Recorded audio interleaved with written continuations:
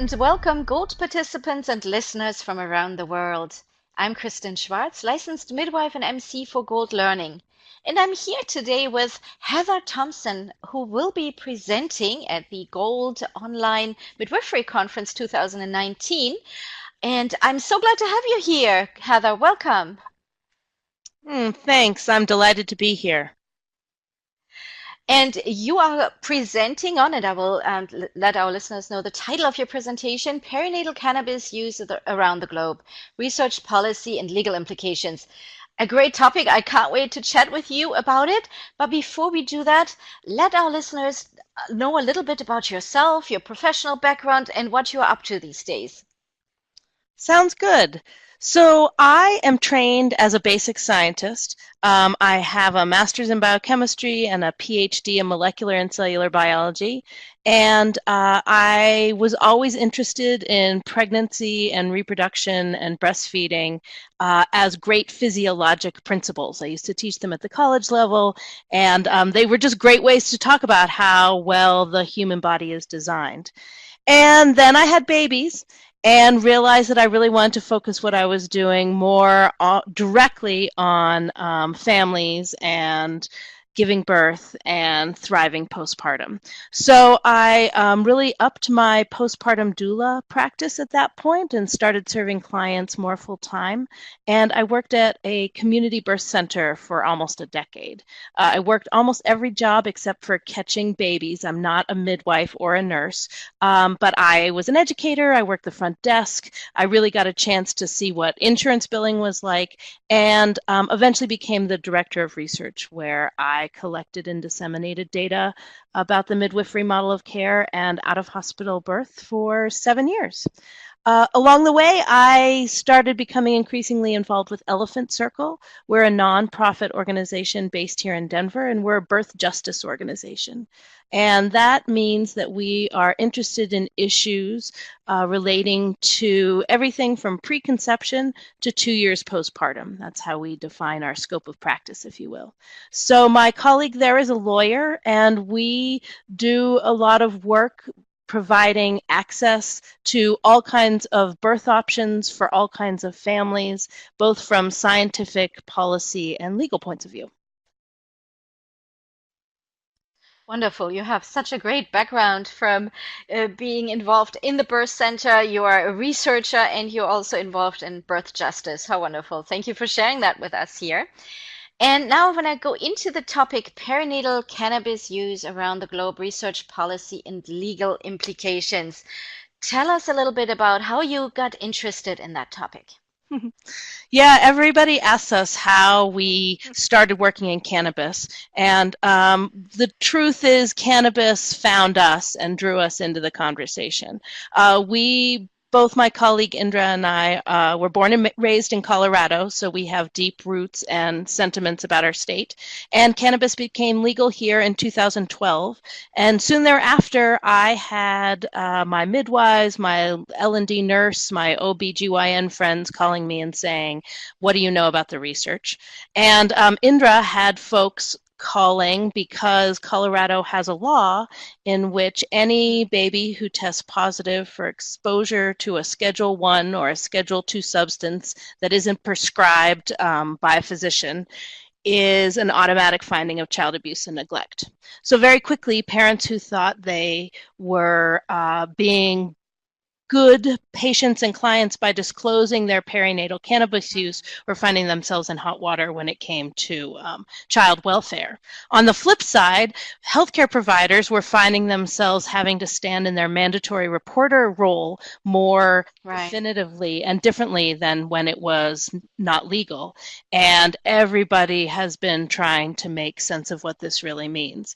And so I have found that while most people initiate a conversation with me asking about health outcomes of perinatal cannabis use, in order to have a true risk-benefit analysis of whether cannabis use is appropriate during the perinatal period, you really need to talk about both the health risks and the legal or child welfare risks, at least in the US and certainly in other places around the globe as well. And I just wanted to say, cannabis use is such a complex issue. As you mentioned, it has legal implications, it has medical implications. Right. Also, it's a very emotionally charged topic, I found, right? Feel like either people feel very strongly about it or very strongly against it. So, and then putting pregnancy and in the mix as that as well, this becomes, I find, and I want to know what you think about this, a very, very complex topic, right? Yeah, I would agree that it's very complex, and yet sometimes the expectations around the conversation can be sort of black and white. People think that we should Mm. be able to say it's good or it's bad, it's safe or it's unsafe. And at least from my view, where I stand, having done this work for the last 5 years, it's much more complex than just a yes or no question. Right, right. Yeah, I can see that. And now you're a researcher, so let me ask you this. I find, and maybe it's just what I see in the media, but recently there, and cannabis is not new, obviously we know that, but there seems to be a lot of new research out there. Or is that really the case? Because now some of, especially in the United States, some states are now legalizing, having more of a, it's being legal in use, but especially for medical marijuana. So is there more research because of that, or do you think it's the media showing more research because this topic is more being talked about or relevant now? That's a really great question. And I think it is directly related to shifts in legal status. You're right that the US has driven a lot of conversations around that in the past few years, but the reality is globally, things are changing as well. Even in places where maybe it wasn't criminalized, it's becoming fully legal.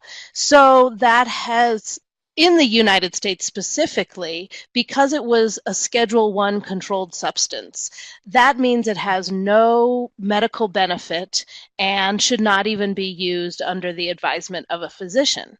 And so the Hmm. implications of that on research are that you can't do any research on it unless you apply through the US government. And in the US, anyway, you can get your research sample through a farm at the University of Mississippi.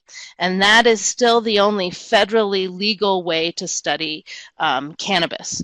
And so there's been a lot of legal and policy implications in the way of being able to do good research. And now that it's become legal in some states, even though in Colorado it's still a Schedule 1 drug, folks are figuring out how to Mhm. research it. There's money to research it. And it's really being funded, from my understanding, at least in the United States, on a state level, not so much a federal level. And I think other countries are doing more research on a federal level than we are in the United States. And from what I see, that is directly related to its shift in legal status.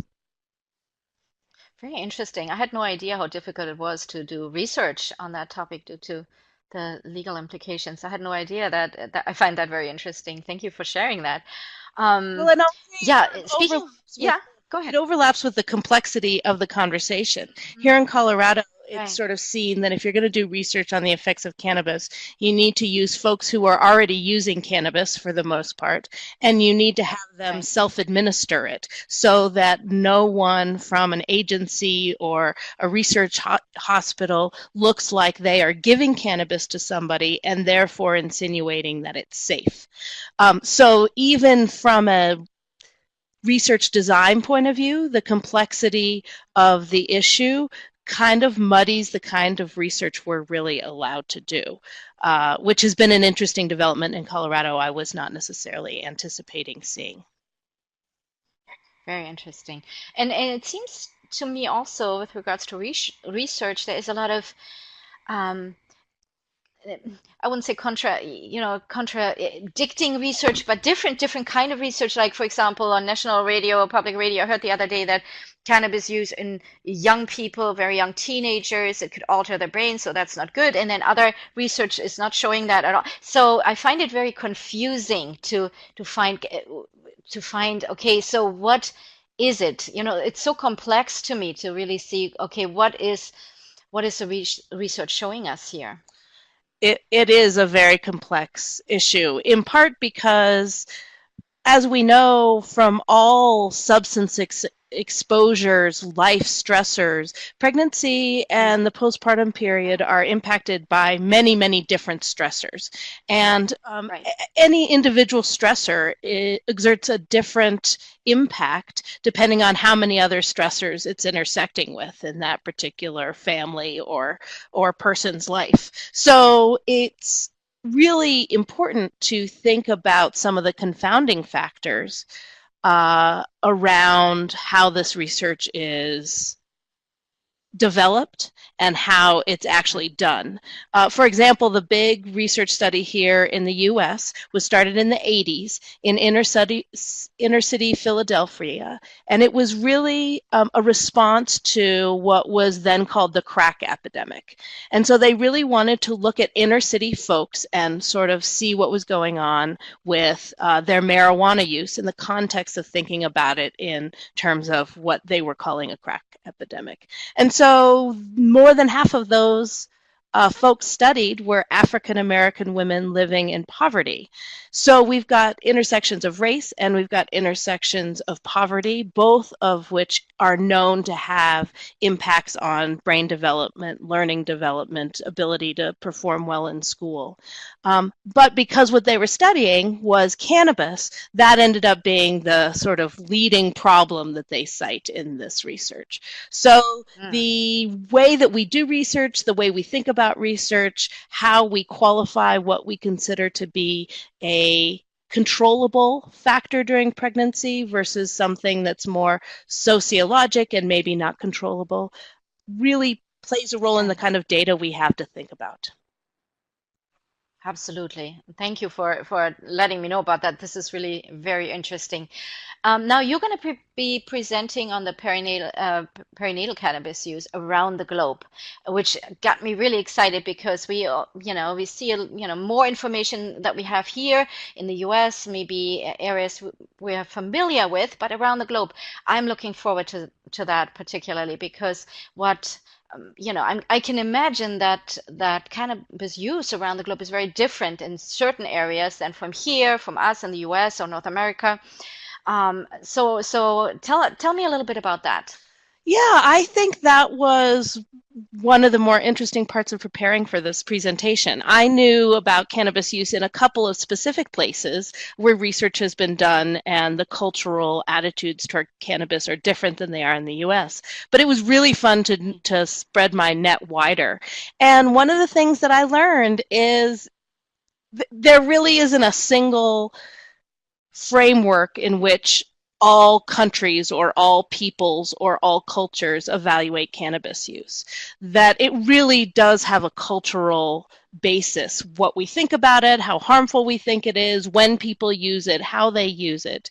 And the kinds of culture that arises in the United States is quite different than, say, the culture in Uruguay, where they have never Mm, criminalized it, and they recently made it legal, but because of the way people view it is different than the way we view substances in the US, use looks really different than it does here. So I was reaffirmed that I want to continue talking about this as a risk-benefit analysis that's rooted in harm mhm. reduction and cultural understanding, because looking at it around the globe really reaffirmed for me that cultural perspective plays a big role in how this is handled. Absolutely. Yes. And now last question here before I let you go. Just quickly, what is it that you hope our listeners will take away from your presentation? Well, I think most people, no, I can't say that. I think many people come to my conversation hoping I'm going to tell them whether it's safe or not.